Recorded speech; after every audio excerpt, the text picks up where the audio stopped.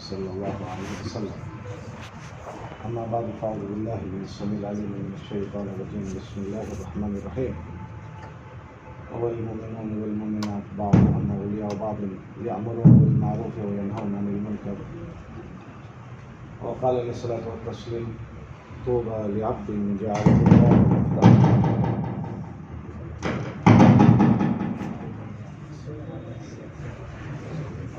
لعبد جعله الله مفتاحا للخير ومغلاقا للشر او كما قال علیہ الصلوۃ والتسلیم. میرے عزیزوں بھائیوں دوستوں بزرگوں، آپ حضرات کے ذہن اور تصور میں شاید یہ بات ہوگی کہ آج تبلیغی جماعت کا وفد آئے گا، وہ بیان کرنے والا ہے اور ہماری تشکیل کریں گے. تو آپ حضرات کے ذہن میں یہی بات ہے نا؟ ارے بولو. میرا خیال ہے کہ یہ بات ٹھیک ہے، ذہن میں آئی ہے، باقی حقیقت میں یہ بات نہیں ہے. حقیقت میں یہ بات کیوں نہیں ہے کہ تشکیل ان کی جاتی ہے جو تشکیل شدہ نہ ہو. آپ تو سارے ہی تبلیغ والے ہو اور آپ حضرات تو سارے ہی تشکیل شدہ ہو. یہ بات الگ ہے کہ یہ وقت ہمارا تعلیم کے لیے یہاں مختص ہوا ہے. ہم لوگوں نے یہ وقت فارغ کیا ہے تعلیم کے لیے.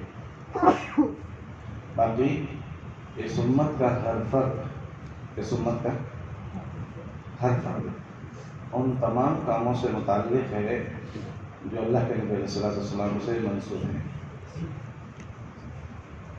اللہ پاک نے اپنے نبی علیہ السلام کو جو چیزیں دے کر بھیجا ہے،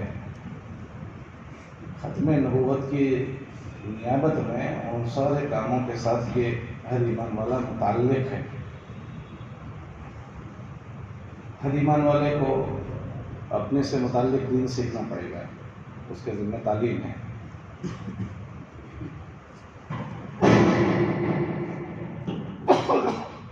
اور ہر ایمان والے کو اپنے تزکیہ کرنا پڑے گا، اس کو اپنی نیت کی تجدید کرنی پڑے گی، اپنی نیت کا تزکیہ کرنا پڑے گا.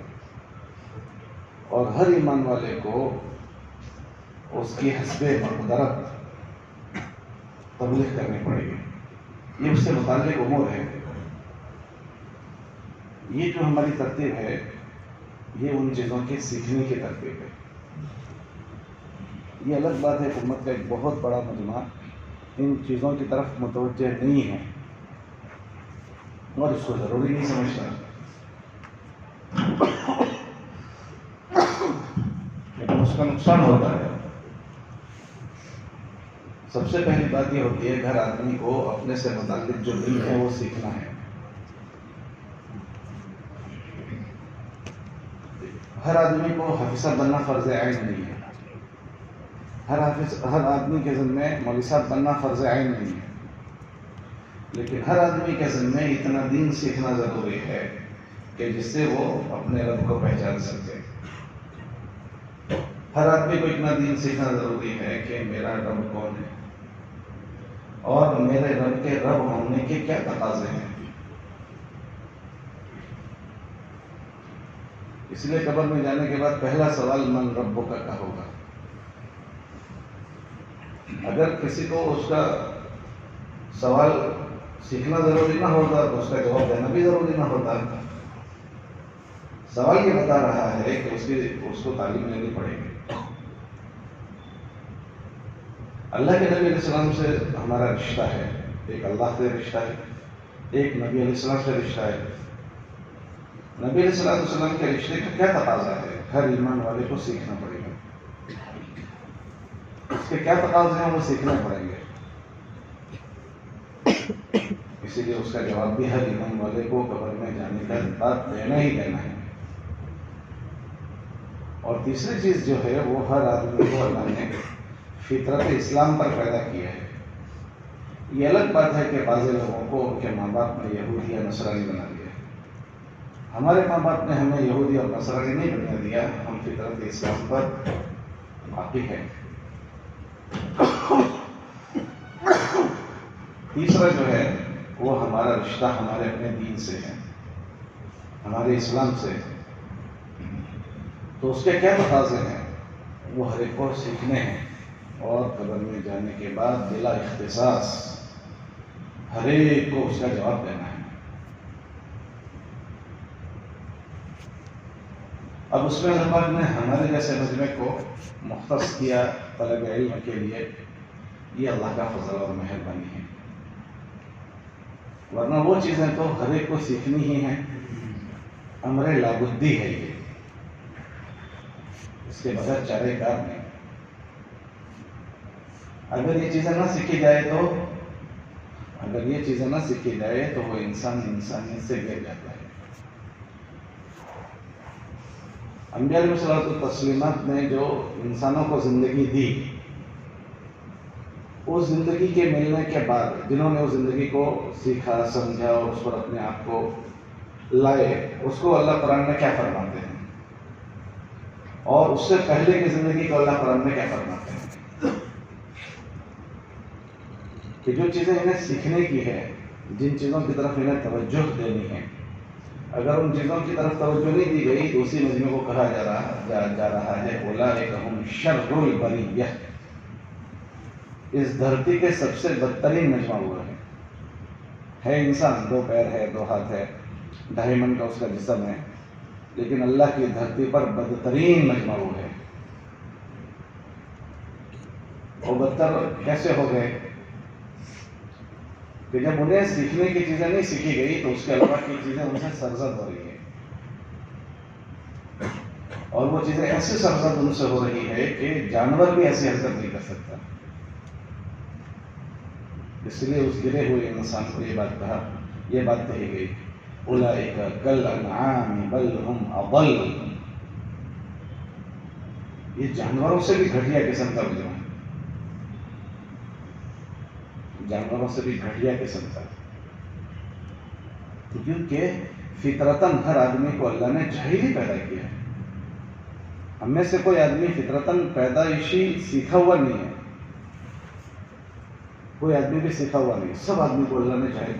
اخرجکم من بطون امہاتکم وانتم لا تعلمون شیئا، یہ شیئا نکرہ ہے،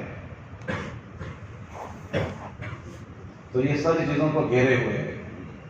انسان سے متعلق جتنی چیزیں ہیں وہ ساری ہی چیزوں کو گھیرے ہوئے کہ آپ کو کچھ بھی نہیں پتا ہے، کوئی ڈینگے نہ مارے، ہر آدمی جاہل پیدا ہوا ہے۔ کہ کس معاملے میں وہ جاہل ہے؟ اللہ پاک نے جس مقصد کے لیے اس کو پیدا کیا اس کو وہ بھی نہیں پتا، اور دوسرا اس کو کیسے جینا اس کا بھی اس کو نہیں پتا، اس کی ضروریات زندگی سے بھی وہ جاہل ہے، اور اس کے مقصد زندگی سے بھی وہ آدمی جاہل پیدا ہوا ہے، پیدائشی۔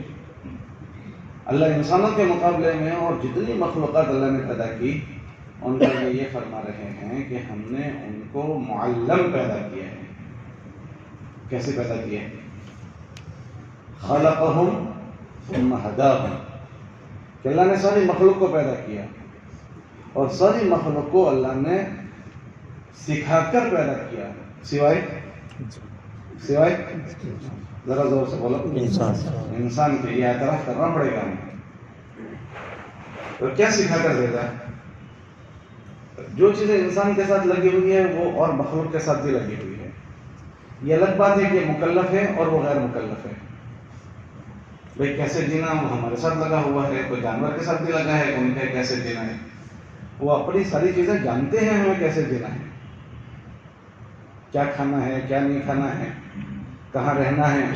پرندے اپنے گھونسلے بناتے ہیں، انہیں پتہ ہے کہ ہمیں گھونسلوں میں رہنا ہے، کوئی ان کو سکھاتا ہے کہ گھونسلے کیسے بنانا، عجیب و غریب قسم کے گھونسلے بناتے ہیں۔ یہ بلوں کے جانور کیسے کیسے عجیب و غریب قسم کے بل بناتے ہیں، کوئی ان کو سکھاتا ہے کہ بل کیسے بنانا؟ کوئی نہیں سکھاتا۔ یہ ان کی ضروریات زندگی ہے، اس موضوع میں وہ معلم ہیں۔ اور رہی بات کہ اللہ نے مخلوق کو اس کی عبادت کے لیے پیدا کیا ہے، تو اللہ ان جانوروں کے اور مخلوق کے متعلق فرماتے ہیں وہ بھی میری بڑائی بیان کرتے ہیں، وَلَٰكِن لَا تَفْقَهُونَ تَسْبِيحَهُمْ، کہ تمہیں پتہ نہیں چلتا وہ سارے کے سارے ہمارے ساتھ جڑے ہوئے ہیں، تو ان کی ضروریات زندگی وہ بھی وہ سیکھے ہوئے ہیں، اور ان کی مقصد زندگی وہ بھی وہ بولو سیکھے ہوئے ہیں، سوائے ذرا زور سے بولو انسان کے۔ انسان کو جو ہے نا اس کی ضروریات زندگی بھی سیکھنی پڑتی ہے اور اس کی مقصد زندگی بھی سیکھنی پڑتی ہے۔ آپ تقابل کر کے دیکھ لیں، ایک جانور کا بچہ پیدا ہوا اور ایک انسان کا بچہ پیدا ہوا۔ جانور کا بچہ، بھینس کا بچہ پیدا ہوا، 5 بھینسوں نے 5 بچے دیے اور 5 انسانوں کو 5 ماؤں نے 5 بچے دیے۔ اگر 5 کو خلط ملط کر دیں تو بھینس اپنے بچے کو پہچان لیتی ہے نہیں پہچان لیتی؟ بولو ذرا۔ اور بچہ اپنی ماں کو پہچان لیتا ہے یا نہیں پہچان لیتا؟ وہ بچہ اپنی ماں کے پاس ہی جائے گا اور کسی بھینس کے پاس نہیں جائے گا۔ بچہ اپنی ماں کو پہچان لیتا ہے اور ماں اپنے بچوں کو ہی گھر پر آنے دے گی، دوسرے بچے کو نہیں آنے دیتی۔ وہ جانتی ہے کہ میرا بچہ نہیں ہے، اس کے جو بچے ہوں گے اسی کو اپنے تھن پر آنے دیتی، اس کے علاوہ کو نہیں آنے دیتی۔ اگر 5 ماؤں نے 5 بچے دیے اور اگر پتہ نہ چلے کہ کون سا بچہ کون سی ماں کا ہے تو کوئی ماں پہچان سکتی ہے کہ میرا بچہ یہ ہے؟ ذرا بتاؤ، کوئی ماں پہچان سکتی ہے ہاسپٹل میں کہ میرا بچہ یہ ہے؟ اچھا، بچے پہچان لیں گے کہ میری ماں یہ ہے؟ تو بچے ماں کو نہیں پہچان سکیں گے اور مائیں بچوں کو نہیں پہچان سکے گی۔ جانور کا بچہ، بھینس کا بچہ پیدا ہوا، پیدا ہونے کے بعد اپنے پیروں پر کتنے سال کے بعد وہ کھڑا ہوتا ہے؟ بھینس کا بچہ پیدا ہونے کے بعد کتنے سال لگتے ہیں اس کو اپنے پیروں پر کھڑا ہونے میں؟ ذرا زور سے بولو جی۔ 5-10 منٹ میں وہ اپنے پیروں پر کھڑا ہو جاتا ہے، اس کو کوئی سکھاتا ہے؟ اور انسان کا بچہ پیروں پر کھڑا ہو جائے گا؟ اگر اس کے گھر کے ماں باپ اگر اس کو پیروں پر کھڑا نہ ہونا سکھائے تو سال ہر سال وہ گزار دیتے ہیں اور اپنے پیروں پر کھڑا ہونا وہ ذرا زور سے بولو سیکھتے۔ ہمارے بچوں کو اپنے پیروں پر کھڑا ہونا سکھانا پڑتا ہے، بیٹھنا سکھانا پڑتا ہے، دوڑنا سکھانا پڑتا ہے۔ جانور کے کسی بچے کو یہ کوئی چیزیں سکھانی پڑتی ہیں۔ مچھلی کا بچہ ابھی پیدا ہوا، اس کو سکھانا پڑے گا کیسے تیرنا ہے۔ سانپ کا بچہ ابھی پیدا ہوا، کوئی سکھائے گا کیسے رہنا ہے۔ یہ ساری چیزیں سیکھی ہوئی ہے۔ چوہے کا بچہ آج ہی پیدا ہوا، لیکن پیدا ہونے کے ساتھ وہ سمجھ جاتا ہے کہ بلی میری کیا ہے؟ دوست ہے، دشمن ہے۔ تو اس کو کون سمجھاتا ہے کہ بلی تیری دشمن ہے؟ تو پیدائشی اللہ پاک اس کو سمجھاتے ہیں، یہ معلم پیدا ہوتے ہیں۔ ہاں، چیل بچوں پر جھپٹ مارتی ہے مرغی کے بچوں پر۔ مرغی کے بچوں کو پتا ہے کہ چیل ہمیں اٹھا لے جائے گی، تو چیل کو آتے دیکھتے ہی بچے کہاں جاتے ہیں؟ ماں کے پروں کے نیچے۔ ان کو پتا ہوتا ہے کہ یہ ہمارا دشمن کا دوست ہے، کہ یہ معلم ہے، سکھائے ہوئے ہیں، انہیں پتا ہے۔ ہاں، کہ ساری مخلوق کو اللہ نے سکھا کر بھیجا ہے، لیکن اللہ انسانوں کے متعلق فرماتے ہیں کہ ہم نے ان کو نرے جاہل پیدا کیا ہے۔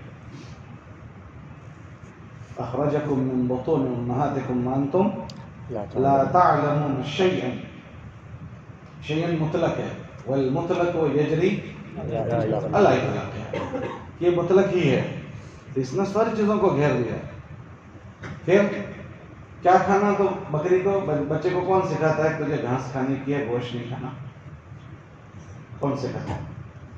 شیر کے بچے کو کون سکھاتا ہے تجھے گوشت کھانا ہے، گھاس نہیں کھانی؟ پرندے کے بچے کو کون سکھاتا ہے تجھے دانے چگنے ہیں، تجھے بوٹی نہیں کھانی ہے؟ یہ سارے کے سارے معلم پیدا ہوتے ہیں۔ انسان کے بچے کو یہ نہیں پتا کیا کھانا کیا نہیں کھانا۔ انسان کا بچہ دھول میں کھیلے گا تو کیا کھائے گا؟ ذرا زور سے بولو، دھول کھائے گا۔ یہ سلیٹ پین لے کر مدرسے میں جائے گا تو سلیٹ کو، پین کو کہاں ڈال دے گا؟ منہ میں ڈال دے گا۔ اس کو امی پیسے ہاتھ میں دے گی تو پیسے کہاں ڈال دے گا؟ پیشاب کرے گا تو پیشاب کے ساتھ کھیلے گا۔ ایسا ہوتا ہے نا، ہم بھی ایسے کھیلے ہوں گے۔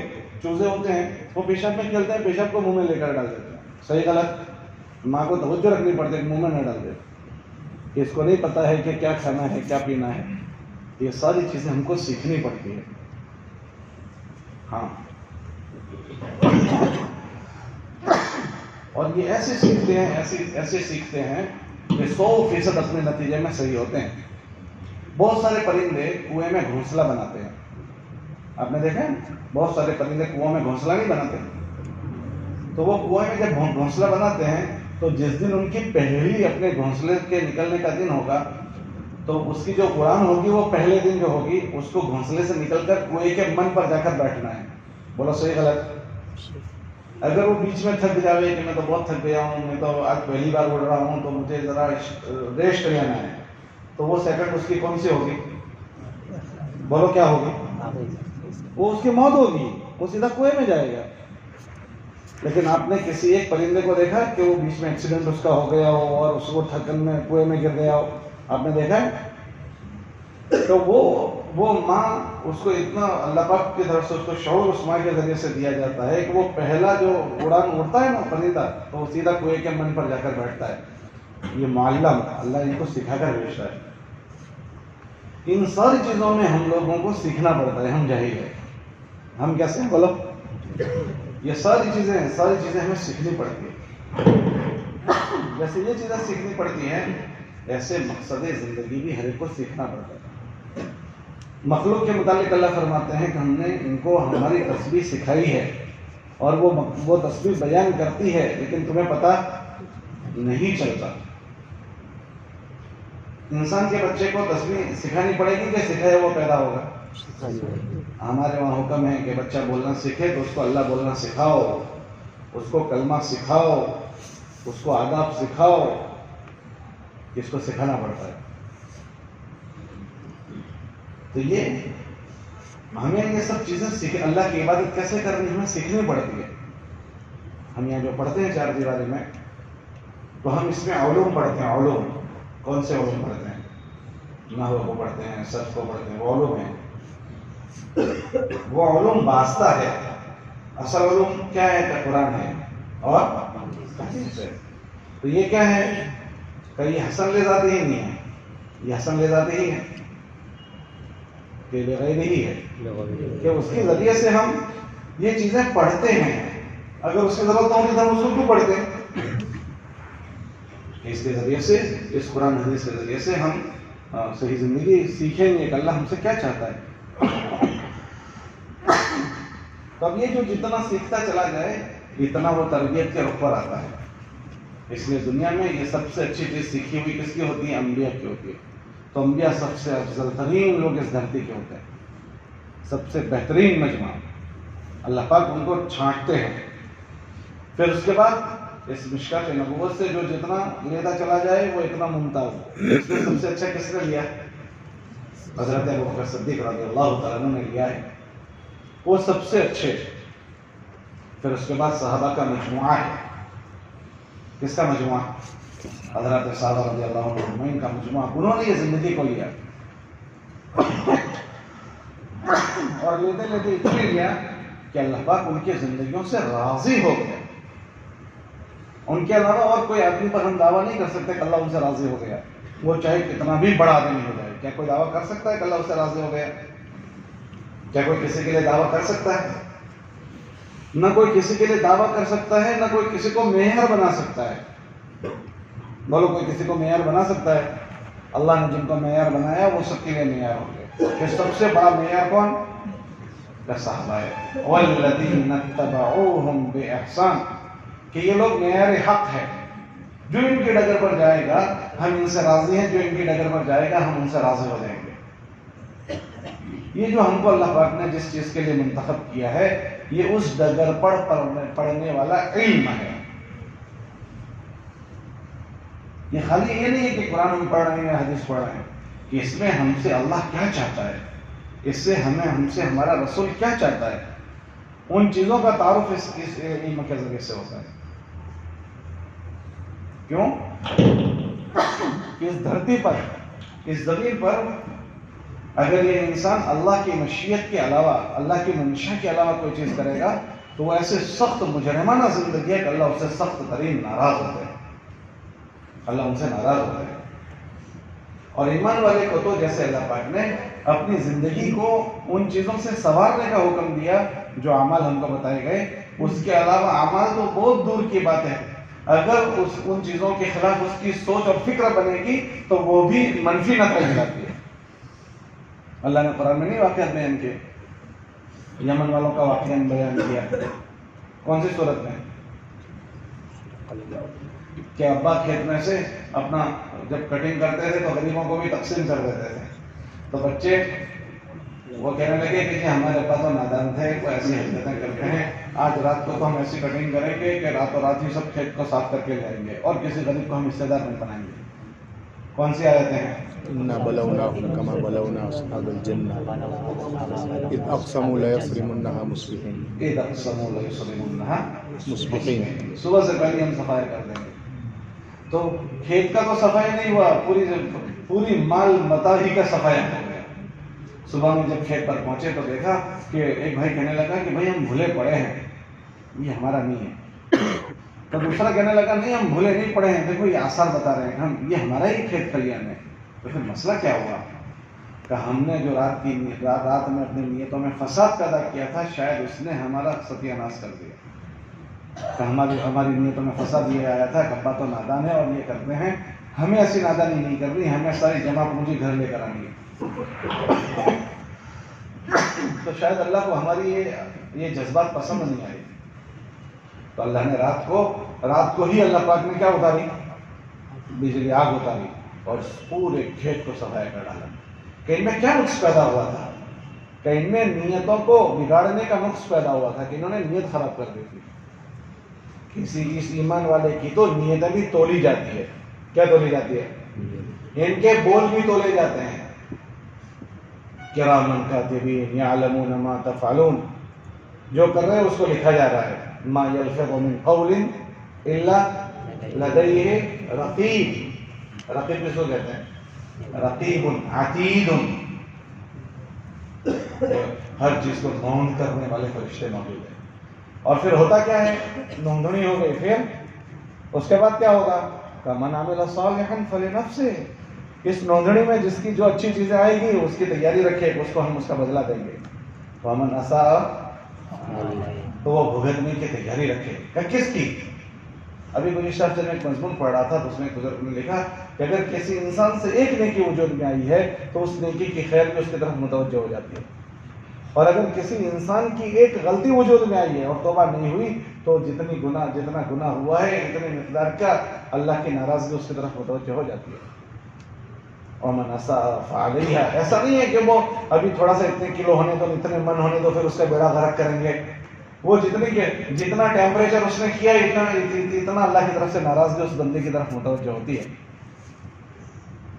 کہ ان ساری چیزوں کو جو سمجھانے والی چیزیں ہیں وہ یہ علم ہے۔ یہ جس علم کو ہم پڑھ رہے ہیں ہم اس کو بہت سطحیت سے دیکھتے ہیں۔ کیا پڑھ رہے ہیں؟ جی مولوی صاحب بن رہا ہوں۔ کیا بن رہا ہوں؟ کیا کہتے ہیں؟ بہت سطحیت، جی مولوی صاحب بن رہا ہوں۔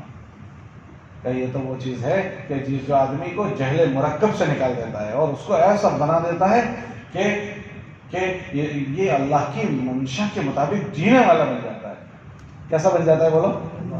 اچھا، اگر وہ اللہ کی منشا کے مطابق جینے والا بنا تو نتیجہ کیا آتا ہے؟ کہ یہ اللہ کی منشا کے مطابق جب جینے والا بنتا ہے تو اس کا براہ راست تعلق اللہ سے ہو جاتا ہے۔ مولانا کا کیا ترجمہ؟ کیا ہو گئے؟ بخاری پوری ہو گئے، ہم کیا کہیں گے کہ کیا ہو گئے؟ مولانا صاحب، مولوی صاحب۔ تو کیا مطلب مولانا؟ مولا والا، کہ جس دن یہ مولوی صاحب ہو گئے اس کا مطلب کہ مولا والا ہو گیا۔ علم مولا ہو جسے ہے وہ مولوی، بولو تو صحیح بھائی، علم مولا ہو جسے ہے وہ مولوی۔ کہ مولا ہم سے کیا چاہتا ہے، جس نے یہ چیزیں سیکھی وہ ہے مولوی۔ علم مولا ہو جسے ہے وہ مولوی۔ تو اس کا مطلب کہ مولا والا ہو گیا، کہ اس کا تعلق براہ راست اللہ سے ہو گیا۔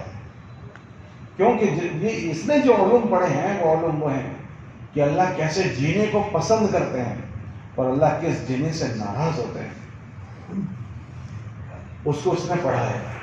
اور اس میں پڑھنے کے ساتھ ساتھ اس کو یہ بھی سمجھایا گیا کہ اللہ کی ناراضگی کے کیا اثرات ہوتے ہیں اور اللہ کی رضا کے کیا اثرات ہوتے ہیں، اور اس کا یقین اس کو بنایا گیا ہے۔ ہاں، یہ بنیادی بات ہے، اگر پڑھنے کے ساتھ ان چیزوں کا یقین آ جاتا ہے تو پھر وہ آدمی اس میں، اللہ قرآن میں فرماتا ہے اذا تلیت علیہم آیاتہ زادتہم ایمانا وعلی ربہم زیادتی کس میں ہوتی ہے؟ کوئی شے ہو تو ہی زیادتی ہوگی، یا شے نہ ہو تو زیادتی ہوگی؟ کوئی چیز ہوگی، ہم کہیں گے کلو کی 1.25 کلو ہوگی اور 1.25 کلو کی 1.5 کلو ہوگی، لیکن کوئی نفس چیز ہی نہیں ہے تو اس میں ہم کہیں گے زیادتی ہوگی۔ اس لیے صحابہ فرماتے ہیں کہ یہ ساری چیزوں کے سیکھنے سے پہلے ہم نے اس یقین کو سیکھا ہے۔ تعلمنا الایمان ثم تعلمنا القرآن، کہ وہ اللہ کے اوپر یقین کو، اللہ کے اوپر اعتماد کو، اور اللہ یہ سب چیزیں کرتے ہیں اس کو اتنا سیکھا کہ اس کے بعد جب یہ چیزیں سیکھی گئی تو ان چیزوں نے ہمارے یقینوں کو کیا کر دیا؟ بڑھا دیا، یقین کو بڑھایا ہے۔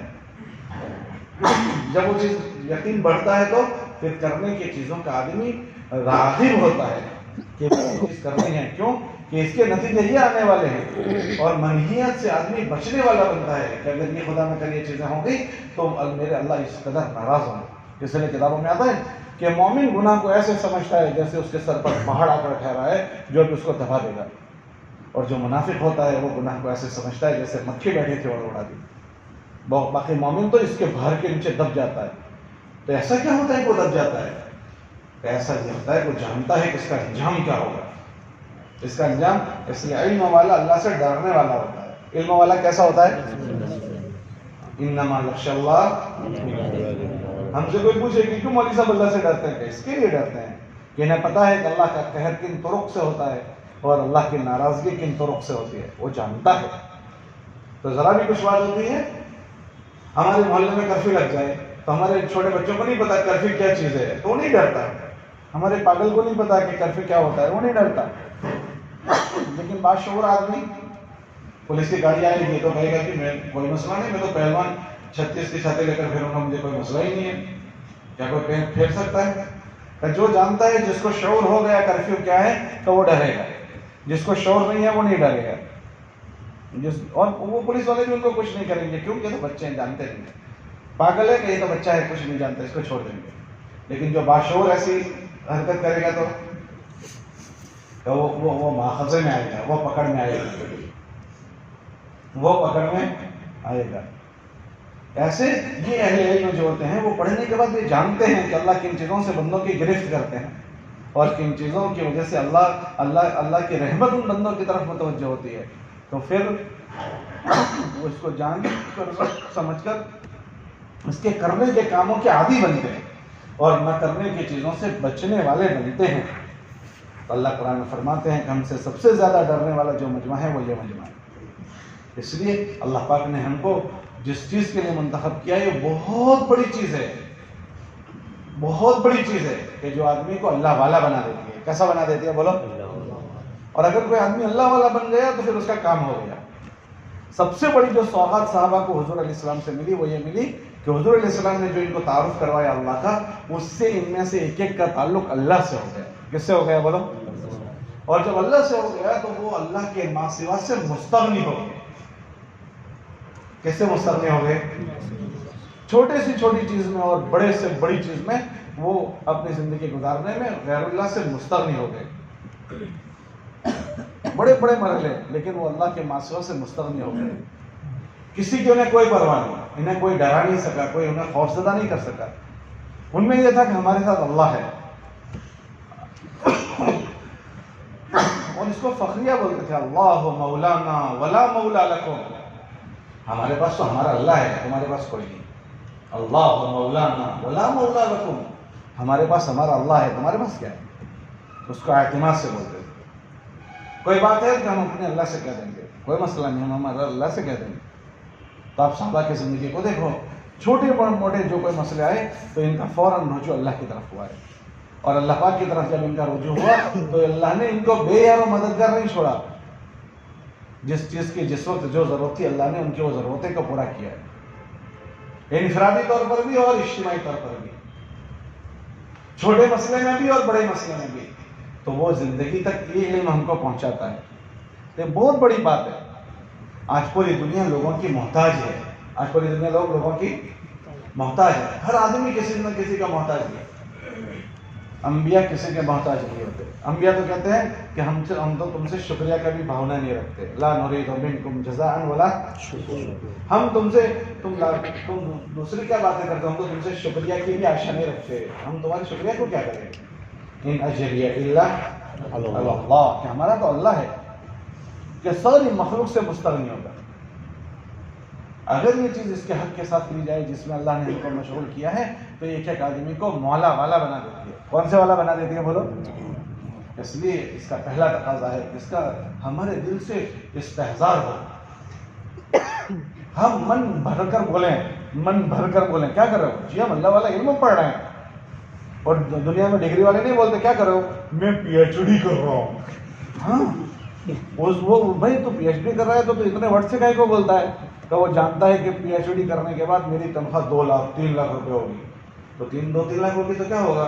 تو اس سے میرے کام بنے گے. اس کا اعتماد ہے کہ یہ ڈگری میری پوری ہونے کے بعد میں دکتور کہا جاؤں گا، دکتور، اور میری ویلیو بڑھ جائے گی. اور وہ کالر اٹھا کر یوں چلتا ہے. اور اس کے بعد وہ اعتماد کرتا ہے کہ میں نے پی ایچ ڈی کیا فلاں. فنون پڑھنے والے ہی انہوں نے چھاتی کھول کر چلتے ہیں. چھاتی کھول کر چلنے کا حقدار تو آپ لوگ ہیں کہ اس کی پی ایچ ڈی 2 لاکھ روپے والا کام کرے گی. وہ بھی ہوگا تو کرے گی، نہیں ہوگا تو وہ بھی نہیں ہوگا. اور ہمارے جس علم کو ہم نے سیکھا ہے اور اس سے جو زندگی ہم سیکھتے ہیں اس سے 2 لاکھ کیا، یہ زمین میں پوری کے پوری زمین میں ہمارا راج ہے، راج. ہم صحابہ کی زندگی کو دیکھیں. تیونس کے وہ پہاڑوں کو جا کر پوچھو، تیونس کے پہاڑوں کو کیا پوچھو کہ جب صحابہ کا مجمع یہاں آیا تھا تو یہاں کے جانوروں نے جنگل کیسے خالی کر دیا تھا. ایک شہر کی آواز لگا رہا ہے کہ جنگل کے جانوروں، ہم نبی علیہ السلام کے نمائندے ہیں اور ہمیں یہاں ٹھہرنے کی ضرورت ہے، آپ اس کو خالی کر دو. کہ جانور بھی ان کی بات سمجھتا ہے کہ جی جانور بھی ان کی بات سمجھتا ہے. وہ صحابہ کے مجمع کو پوچھو کہ سمندر بیچ میں آ رہا ہے اور اپنے گھوڑے کے ساتھ سفر کر رہے ہیں. کہ جی سمندر میں. یہ دنیا کی ڈگریوں والوں کو وہ برج بنانے میں زندگیاں کھپ جاوے تو بھی ایک برج نہیں بنائیں گے. اور یہ مجمع جا رہا ہے.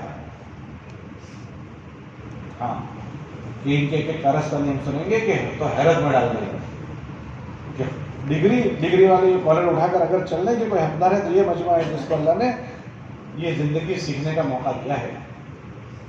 اس لیے اللہ قرآن میں کیا فرماتے ہیں؟ خوش تو تمہیں ہونا چاہیے کہ اللہ نے تم پر بڑا مہربانی فرمائی.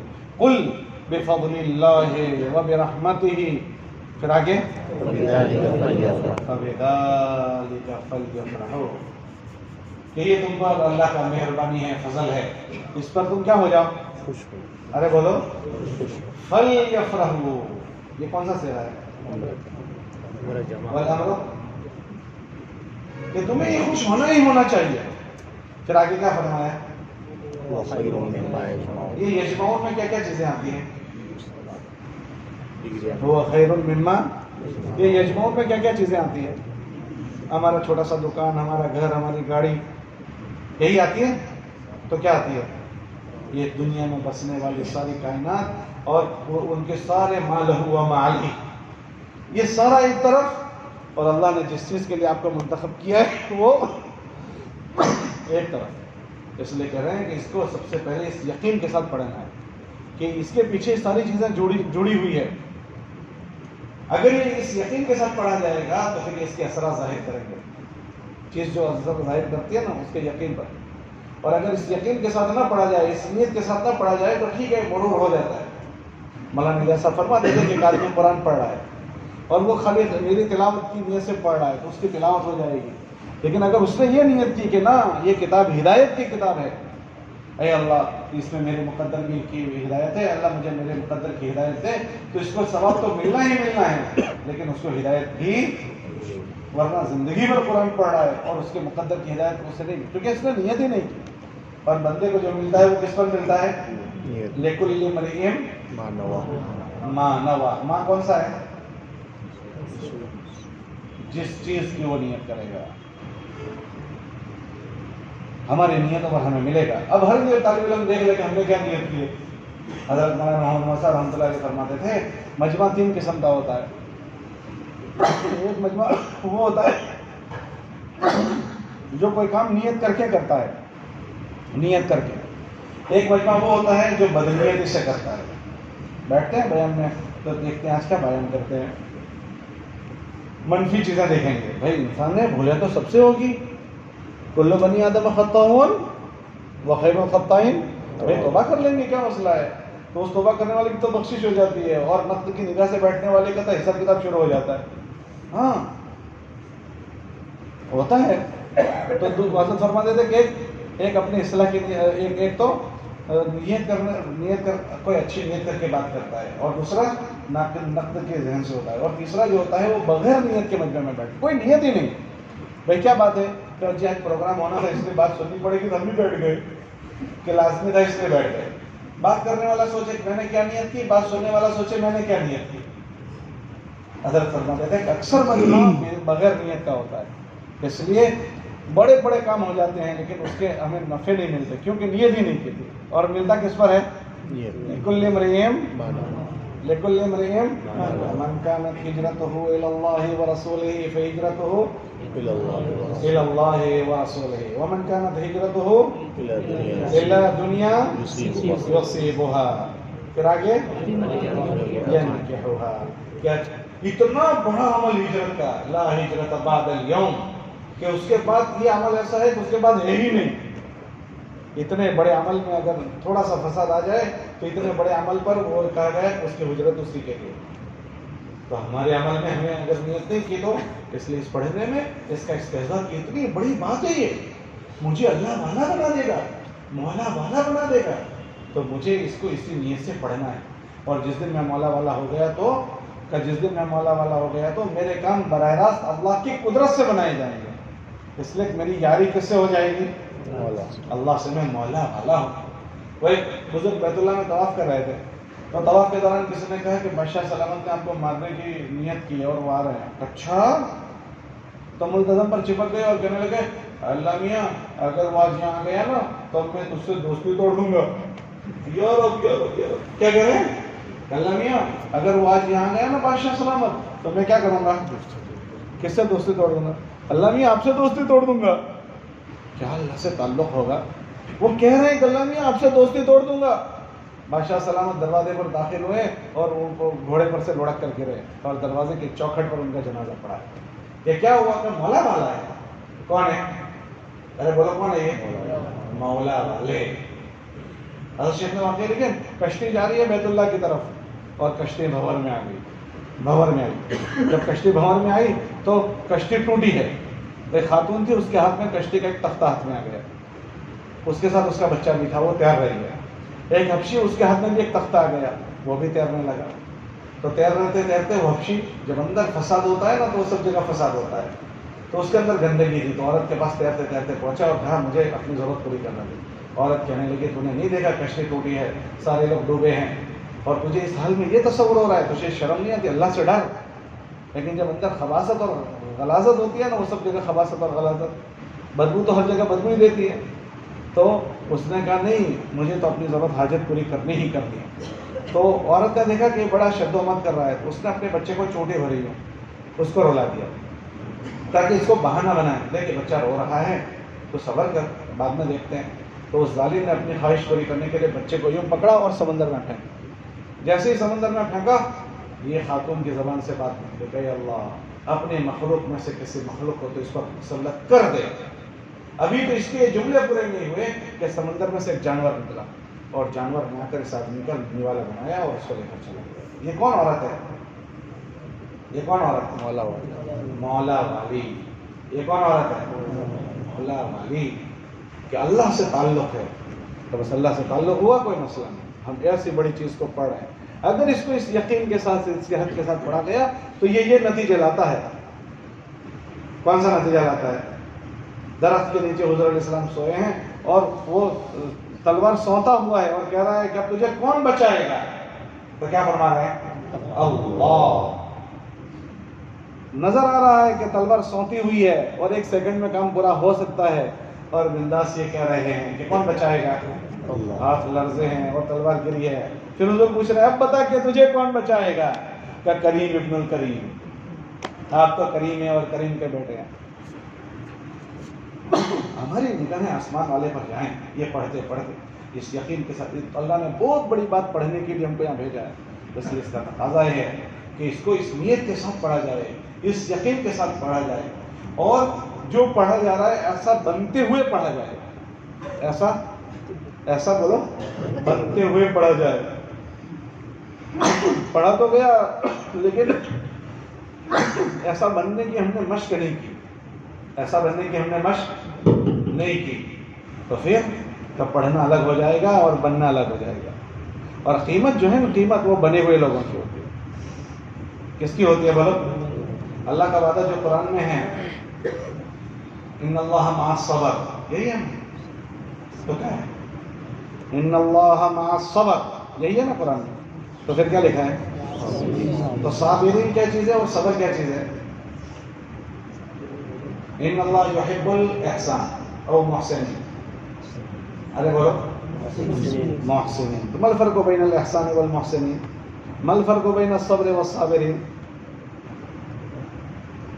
صبر ایک چیز ہے، آپ کے پاس وہ ہوگی تو آپ کی قیمت ہے، نہیں ہے تو ٹھیک ہے، آپ ٹھیک ہے جو بھی ہے. احسان اللہ کو پسند ہے، آپ کے پاس احسان ہے تو آپ قیمتی ہے. وَسَيَجْزِي اللَّهُ الشُّكْرَ وَسَيَجْزِي اللَّهُ الشُّكْرَ وَسَيَجْزِي اللَّهُ الشَّاكِرِينَ. کہ آپ کے اندر صفت شکر ہے تو آپ اللہ کے وہاں بہت قیمتی ہیں. کتنے قیمتی ہیں کہ آپ اللہ کے وہاں سے جزا کے مستحق بن جائیں گے. اس کو پڑھتے ہوئے ہمارے اساتذہ جو ہمارے پیچھے ہندی کی چندی کرتے ہیں، وہ اسی غرض سے کہ ہمارا ایک ایک آدمی تیار ہو جائے. ایسے جیسے مشکات نبوت سے ان کے صحابہ کا مجموعہ تیار ہوا، ان کے مرد بھی تیار ہوئے، ان کی عورتیں بھی تیار ہو گئی، ان کے بچے بھی تیار ہو گئے. 13 سال کی زندگی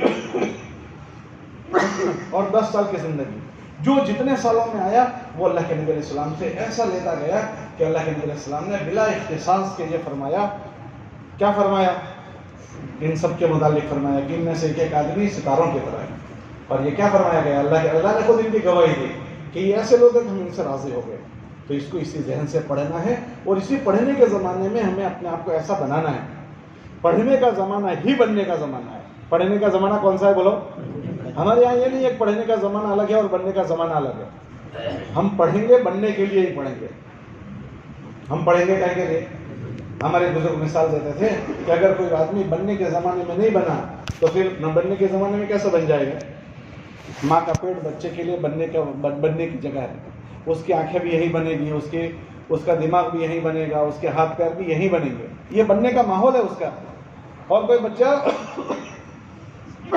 اس بننے کی جگہ میں خراب ہو گیا، پیر سے لنگڑا ہو گیا، ہاتھ سے لولا ہو گیا، آنکھوں سے بہنگا ہو گیا، کان سے بہرا ہو گیا اور پیدا ہو گیا.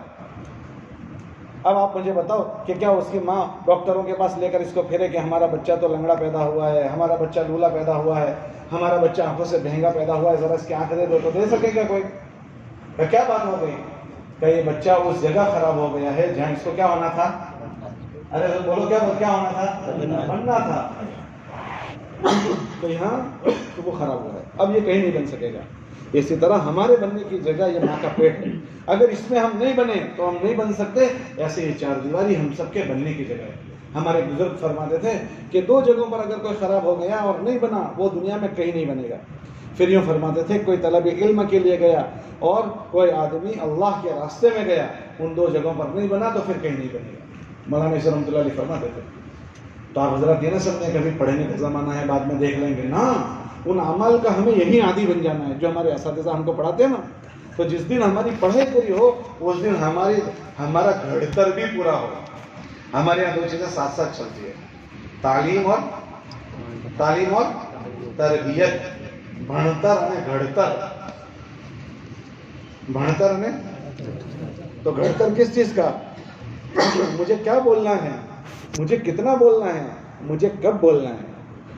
ہاں وہ تعلیم میں تو پڑھ لیا لیکن میں اس کا عادی نہیں بنا، تو کیا کریں گے؟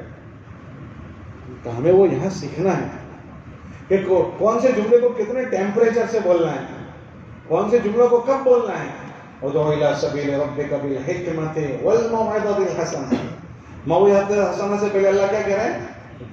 حکمت ہو تمہارے پاس ہو تو تم موعظت کریو، نہ ہو تو مت کریو ورنہ مسئلے کھڑے کر دو گے. ہاں تو بولنا سیکھنا پڑے گا. حکیم صاحب ہوتے ہیں نا، وہ کڑوی دوائی شہد میں ملا کر دیتے ہیں، اور یہ انگریزی دوائی والے کڑوی دوائیوں کو کیپسول میں ڈال کر دیتے ہیں. ارے بولو نہیں دیتے. تو جگہ بنا کر بات کی جائے گی. کیا بنا کر؟ بولو کیا بنا کر؟ جگہ بنا کر بات. ہمارے وہاں پھوڑا پھنسی ہوتا ہے تو ڈاکٹر صاحب سیدھا پھوڑا ہوتے ہی نشتہ لگا دیتا ہے. ایسا کرتا ہے؟ تو کیا کرتا ہے؟ اس پھوڑے کو پکاتا ہے، جب پک جائے پھر نشتہ لگاتا ہے، یا کچا نشتہ لگا دیتا ہے. کچے پر لگائے گا انفیکشن ہو جائے گا، اور پکے کا پر لگائے گا تو اس کا علاج ہو جائے گا. تو بات نہیں کہ جگہ بنا کر کی جائے گی. جگہ نہیں بنی ہوگی تو انتظار کیا جائے گا. ہمارے نبی علیہ السلام نے انتظار کیا ہے چیز کے پکنے کا. ایک مرتبہ حضرت عائشہ رضی اللہ تعالیٰ نے کہنے لگی میرا جی چاہتا ہے کہ میں حرم کے داخلی حصے میں نماز پڑھوں. تو اس کا ہاتھ پکڑا حضرت عائشہ رضی اللہ عنہ کا اور حتیم میں لے گئے اور کھڑا کر دیا کہ یہاں نماز پڑھ، یہ بیت اللہ کا داخلی حصہ ہے. اور فرمایا کہ میرا جی چاہتا ہے کہ میں اس کو بیت اللہ میں شامل کر دوں، اور وہ اونچا ہے تو اس کو نیچا کر دوں، اور اس کا ایک دروازہ ہے تو 2 دروازے کر دوں تاکہ لوگوں کا داخلہ آسان ہو جائے. لیکن نہیں کر رہا ہوں. کیوں نہیں کر رہے ہیں؟ لأن قومك حدیث الاسلام، تمہاری قوم نئی مسلمان ہوئی ہے، ان کے باپ دادا کا ہے، تو یہ برداشت نہیں کر سکیں گے. تو یہ ان کے حالات خراب ہو جائیں گے. حضور چاہنے کے باوجود اس کا انتظار کیا. آدمی کہتا ہے میں تو صاف صاف کہہ دیتا ہوں، میں اس سے برداشت نہیں ہوتا. آدمی ایسا کہتا ہے؟ اچھا اللہ میاں نے آپ کو صاف صاف کہنے کو کہا ہے؟ اللہ میاں نے آپ کو کہیں حکم دیا کہ صاف صاف کہہ دو؟ اللہ نے تو کہا کہ اگر سیدھی زمین ہے تو ادعو الی سبیل ربک بالحکمۃ والموعظۃ الحسنہ، اور ناموافق حالات ہے تو وجادلہم بالتی ہی احسن. آدمی کہتا ہے مجھ سے غلط برداشت نہیں ہوتا. کیا کہتا ہے؟ او بھائی غلط برداشت کرنے کی چیزوں تو غلط ہی ہوتی ہے، صحیح کو تو نہیں برداشت کرو گے تو تمہارا کبھی نہ بنے. کوئی آدمی صحیح کو برداشت نہ کرے وہ شرافت ہے کہ کمی نہ پنے؟ ارے بولو، صحیح بات کو برداشت نہ کرنا کمی نہ پنے کہ شرافت ہے؟ تو پھر برداشت کرنے کی بات کون سی ہوئی؟ ارے بولو، غلط بات برداشت کرنی پڑے گی. آدمی کہتا ہے میرے سے غلط بات برداشت نہیں ہوتی. اچھا صاحب، اللہ کے نبی علیہ السلام کا ایک آدمی گریبان پکڑ رہا ہے تو برداشت کر رہے ہیں. سجدے میں اجڑی ڈالی جا رہی تو جی برداشت کر رہے ہیں. ایک آدمی نے گلے میں پھندر ڈال دیا کہ جی برداشت کر رہے ہیں. اور کانٹے بچھا رہے ہیں کہ جی برداشت کر رہے ہیں. اور میں کیا کہہ رہا ہوں؟ میرے سے ذرا زور سے بولو، میرے سے غلط بات برداشت نہیں ہوتی. جناب برداشت کرنے کی چیز تو غلط ہی ہوتی ہے. تو یہ کیسے سیکھیں گے کہ یہ مشق کی چیز ہے؟ یہ کیسی چیز ہے؟ بولو. گرمی بہت ہے، میرا بستر پنکھے کے نیچے لگا ہوا تھا. میرا ساتھی آیا اور اس نے میرا بستر ہٹایا اور اپنا بستر لگا دیا. تو میں کیا کہوں گا؟ چلو اللہ تیرا شکر ہے مجھے قربانی دینے کا موقع ملا، اثار کرنے کا موقع ملا. چلو اللہ کا تیرا شکر ہے کہ میرا مسلمان بھائی میرے بستر. یہی کہوں گا نا میں. تو کیا کہوں گا؟ تو پھر میں نے وہ 8 سال جو پڑھا تھا ایمان والے کا، بحیثیت مسلمان ہونے کے اکرام کرنا آ جائے، اور صبر پر اللہ یہ دیتے ہیں، قربانی پر اللہ، وہ سب کہاں چلا گیا؟ تو وہ سیکھنے کی چیز ہے. یہ 4 دیواری میں ہی سب چیزیں سیکھنی ہیں. کہاں سیکھنی ہے؟ بولو. یہ 4 دیواری جیسے پڑھنے کی جگہ ہے، یہ مشق کی بھی جگہ یہی ہے. یہ سیکھنا ہے. اور پھر اس کے علاوہ کچھ چیزیں وہ ہے جو ہمیں یہ چیزیں اپنی ذات سے، عوام سے سیکھنی ہے. کس سے سیکھنی ہے؟ عوام سے سیکھنی ہے. اور کچھ چیزیں ان میں سکھانی بھی ہے. یہ سیکھنا بھی ہے اور سکھانا بھی ہے. مولانا علیہ صاحب فرماتے تھے ہمارا کام خوبیوں کی لین دین کا ہے، کہ لوگوں میں جو ہوگا وہ لیں گے اور ہمارے پاس ہوگا وہ دیں گے. تو اس کے لیے یہ تیسری جو چیز ہے وہ طریقہ محنت، وہ بھی اس 4 دیواری میں سیکھنی ہے. ہم اس کو اضافی چیز ہمیشہ سمجھتے ہیں. تبلیغ کی محنت کو کون سی چیز سمجھتے ہیں؟ بولو. یہ تو ایک برکت کی چیز ہے، تبلیغ بھی ایک ایکسٹرا کام ہے نا. ہم نے جو چیزیں پڑھی ہے وہ لوگوں سے متعلق ہے، وہی ہم نے پڑھا ہے. اور ہم مولوی صاحب ہیں، تاجر ہم تھوڑی ہیں، تاجر تو مارکیٹ میں ہیں. تو کیا مطلب اس کا؟ یہ تجارت انہیں ہمیں سمجھانی پڑے گی. زراعت ہم نے یہاں پڑھی ہے، اور کاشتکار کہاں ہے؟ کھیت میں ہے. اور زراعت کس نے پڑھی ہے؟ جس نے جو کھیتی کر رہا ہے اس نے پڑھی نہیں ہے، اور جس نے پڑھی ہے وہ کھیتی نہیں کر رہا ہے. بولو یہی ہے یا اور کچھ ہے؟ جو تاجر ہے انہوں نے یہ بوئی پڑھا نہیں ہے، اور جس نے پڑھا ہے وہ تاجر نہیں ہے. تو پھر اس کا تجزیہ کیسے حل ہوتا ہے؟ یہ خدا حل کیسے ہو گئے؟ سغرے ٹکڑے کیسے حل ہوں گے؟ تو اس کا نتیجہ یہ ہوگا کہ ہمیں ان کو مانوس کرنا پڑے گا اور انہیں سمجھانا پڑے گا.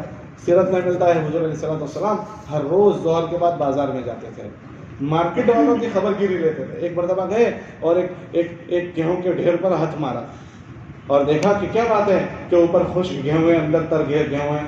تو کہا حضور بارش ہوئی تھی تو گیہوں گیلے ہو گئے تھے اس لیے میں نے ایسا کیا. اچھا، تو فرمایا کہ جو دھوکہ دے وہ ہم میں سے نہیں ہے. کہ تاجروں کے پاس جا رہے ہیں، ان کا تفقد احوال ہو رہا ہے اور ان سے متعلق جو چیزیں ان کو سکھائی جا رہی ہے.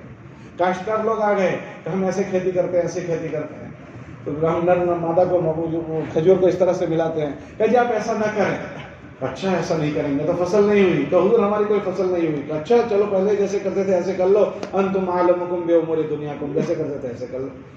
ان کی خبر ہی ہو رہی ہے کہ ایسی جگہ ہموار ہوئی ہے، ہر آدمی آ کر پوچھ رہا ہے، ہر آدمی ان سے لے رہا ہے. ہمارے مجمع کو اس سطح پر لانے کے لیے ہمیں ان سے جوڑنا پڑے گا. اونٹ پر بیٹھ کر بکریاں نہیں چرائی جاتی. بکریوں کا مزاج کیسا ہوتا ہے؟ کوئی یوں بھاگے گی، کوئی یوں بھاگے گی، کوئی یوں بھاگے گی، کوئی یوں بھاگے گی. تو اب کیا کرنا پڑے گا؟ کہ جو بکریوں کا چرواہا ہوگا وہ انہیں کے ساتھ ساتھ چلے گا. تو یہاں بھاگے گی یہاں سے کور کرے گا، یہاں سے بھاگے گی یہاں سے کور کرے گا. اگر وہ اونٹ کا چرواہا، بکریوں کا چرواہا اونٹ پر بیٹھ جائے تو اونٹ پر بیٹھ کر وہ بکریاں چرا لے گا. ارے بولو چرا لے گا. تو یہ کہاوت ہے کہ اونٹ پر بیٹھ کر بکریاں، ذرا زور سے بولو، نہیں چرائی جاتی. کیا کرنا پڑے گا؟ کہ بکریوں کے چرانے والے کو بکریوں کے ریوڑ میں رہنا پڑے گا. حضور علیہ السلام اپنے مجمع میں ایسے رہے کہ حضور کی ساری باتیں، حضور علیہ السلام کی ساری باتیں مجمع نے دیکھی. اس لیے صحابی فرماتے ہیں میں نے ایسا کرتے ہوئے دیکھا، میں نے ایسا کرتے ہوئے دیکھا. کوئی کہتا ہے میں نے یہاں ہاتھ باندھتے ہوئے دیکھا، کہ ایک آدمی کہہ رہا ہے میں نے ہاتھ کے اوپر ناف کے اوپر دیکھا، ایک کہہ رہا ہے میں نے ناف. یہ جتنا اختلاف ہے افضل افضل ہی کا ہے یا حلال حرام کا ہے؟ افضل. تو ایک کہہ رہا ہے میں نے یوں دیکھا، ایک کہہ رہا ہے میں نے یوں دیکھا. یہ کیسے ہو گیا؟ کہ دیکھتے تھے اس لیے کہہ رہے ہیں، دیکھتے تھے اس لیے کہہ رہے ہیں، نہ دیکھا ہوتا تو نہیں کہتے. کیسا اختلاف حضور علیہ السلام کا اپنے مجمع سے کہ حضور کی باتیں ان میں منتقل ہوئی ہے، حضور کی باتیں ان میں منتقل ہوئی ہے. ہمارا وجود اپنے مجمع میں وہ ہوگا کہ یہ حضور والی زندگی ان میں منتقل ہوگی ہمارے وجود سے. اور جو مجمع اختلاط نہیں کرتا تھا ان سے حضور اختلاط کرتے تھے، ان سے حضور اختلاط کرتے تھے. اب دیکھو حضور علیہ السلام مدینہ منورہ کے زمانے میں حضور علیہ السلام نے 25 سفر کیے. کتنے سفر کیے ہیں؟ ذرا زور سے بولو. 25 سفر کیے. اور ایسا اختلاط، ایک روایت بیان کی ہے، صحابی فرماتے ہیں کہ اگر ہم حضور کے ساتھ بیٹھ جائیں، ہم دنیا کی باتیں کرتے تھے تو حضور بھی ہمارے ساتھ دنیا کی باتیں کرتے تھے. ایسا نہیں کہتے تھے جا بیوقوف کہہ کے یہاں دنیا کی باتیں کرتا ہے، بھاگ یہاں سے. حضور علیہ السلام کا ایسا اختلاط ہے کہ گھر میں جا رہے ہیں تو بچوں کی طرح کھیل رہے ہیں، گھوڑا بن جاتے تھے، یوں گھوڑا، اور گھوڑا بن کر بچے کو یہاں پیٹھ پر بٹھاتے تھے اور گول گول گھومتے تھے. یہ اختلاط ہے. بازار جاتے تھے تو حضرت امامہ ان کی نواسی ہے، اس کو کندھے پر بٹھاتے اور بازار جاتے تھے. ابھی ہمارے مولوی رضوان صاحب چلے جائیں گے نا یہاں کندھے پر بٹھا کر تو متولی ان کو نکال دے گا کہ امام صاحب گانڈے ہو گئے، پاگل ہو گئے، چلو ایسے نکال. ہاں، کیوں وہ جانتا نہیں ہے کہ یہ نبی کی سنت ہے، یہاں بٹھانا بھی سنت ہے. مسجد کا متولی بھگا دے گا کہ جاؤ یہ مولوی رضوان صاحب تو چھٹک گئی ہے. ہاں، اگر گھر میں ایسے گھوڑا بن کر یہاں پیڑ پر لے کر پھریں گے تو بیوی کہیں گے کہ تھوڑا سا چسک گیا ہے کیا. ہاں صحیح کہہ رہا ہوں. یہ ہمارے معاشرے میں فقدان ہو گیا، یہ ہوا ہے. ہمارے نبی علیہ السلام ایک مرتبہ حضرت عائشہ رضی اللہ تعالیٰ نے کہنے لگی کہ سوڈانی لوگ کھیل کھیل رہے تھے تو کہنے لگے کہ اللہ کے نبی علیہ السلام مجھے بھی کھیل دیکھنا ہے. تو اچھا، تو حضور نے چوکھٹ پکڑی اور دروازے پر کھڑے ہو گئے. کافی دیر حضرت عائشہ رضی اللہ عنہ آئی اور اپنی ٹھڈی جو ہے یہاں رکھی اور دیکھ رہی ہے. حضور علیہ السلام تھک گئے کھڑے تو بس دیکھ لیا کہ جی نہیں ابھی اور دیکھنا ہے، تو پیر بدل کر یوں کھڑے ہو گئے. پھر کافی دیر دیکھا تو کہا جی بس کرنا ابھی دیکھنا ہے. پھر یوں پیر بدلا، تھکتے تھکتے حضور کھڑے رہے اس کی خاطر کے لیے، اس کے خاطر. جب اس نے کہا کہ ہاں، اس کے بعد حضور بھی فارغ ہو گئے. میں اور آپ اس کی جگہ ہوتے تو میں کیا کرتے؟ بہت بڑھیا ادھر بیٹھ بولا کرتے نہیں کرتے. یہ معاشرہ ہے، حسن معاشرت. یہ کون سی معاشرت ہے کہ بڑوں کے ساتھ، چھوٹوں کے ساتھ اور سب کے ساتھ. بڈھی جا رہی ہے تو بڈھی کو کیا کہہ رہے ہیں؟ بڈھی جنت میں نہیں جائے گی. وہ رونے لگی کہ میں جنت میں نہیں جاؤں گی، میرا کیا بنے گا؟ تو پھر سمجھنے لگے اچھا تو جوان ہو کر جائے گی. وہ بچہ کھیل رہا ہے تو اس کا کھلونا چھپا کر کہہ رہے ہیں یا عمیر ما فعل النغیر. ایک ایسی اجتماعی زندگی ہے سب کے ساتھ رلتے ملتے اختلاط والی کہ کوئی آدمی پہچان نہ سکے کہ اس میں محمد کون ہے. آنے والا یوں پوچھتا تھا من منکم محمد، ایسا پوچھنا پڑتا تھا کون ہے تمہیں محمد صلی اللہ علیہ وسلم. کوئی الگ تھلگ کوئی زندگی نہیں، معاشرے میں رچی بسی گھلی ملی زندگی ہے. ہجرت کر کے مکے سے مدینہ گئے تو سب نے کیسے مسافہ کر لیا؟ ہجرت کر کے جب مکے سے مدینہ منورہ گئے تو سارے لوگوں نے ابو بکر صدیق رضی اللہ عنہ سے مسافہ کیا. وہ تو جب بادل آیا تب پتہ چلا کہ ہمیں ان سے نہیں مسافہ کرنا تھا، ہمیں تو مسافہ ان سے کرنا تھا.